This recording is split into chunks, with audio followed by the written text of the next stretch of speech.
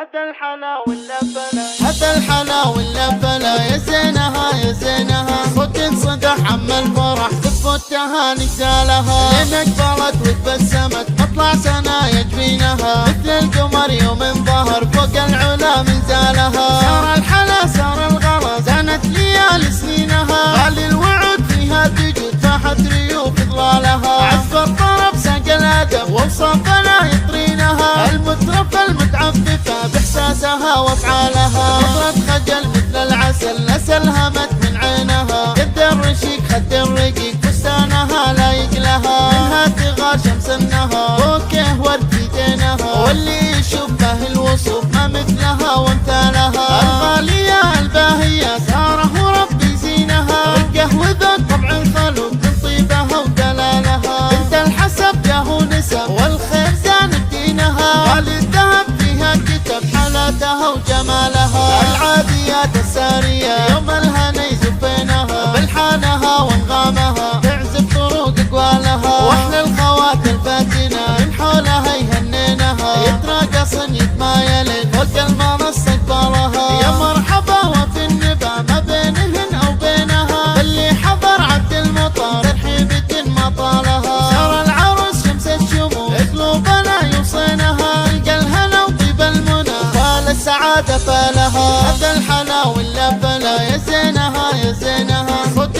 صدح عم الفرح تفوتها نجالها، لين اقبلت وتبسمت مطلع سنة يجبينها، مثل القمر يوم ظهر فوق العلا من زالها، سار الحلا سار الغلا زانت ليالي سنينها، غالي الوعود فيها تجود فاحت ريوف ظلالها، عذب الطرب ساق الادب ووصافنا يطرينها، المترف المتعففة باحساسها وافعالها، نظرة خجل مثل العسل نسلها مت من عينها، قد الرشيق خد الرقيق فستانها لايق لها، منها تغار شمس النهار بوكه ورد في دينها، واللي يشوفه الوصوف ما مثلها وامثالها، الغالية الباهية ساره وربي زينها، رقه وذوق طبع الخلوق من طيبها ودلالها، بنت الحسب جاه نسب والخير زانت دينها، غالي الذهب فيها كتب حالاتها وجمالها، العاديات السارية يوم الهنا يزفينها، بلحانها وانغامها تعزف طروق اقوالها، واحلى الخوات الفاتنة من حولها يهنينها، يتراقصن يتمايلن فوق المنصة قبالها، يا مرحبا وفي النبا ما بينهن او بينها، باللي حضر عبد المطر ترحيبة ما طالها، سار العروس شمس الشموس قلوبنا يوصينها، تلقى الهنا وطيب المنى فالسعادة فالها، تلقى الهنا وطيب المنى وفال السعادة فالها.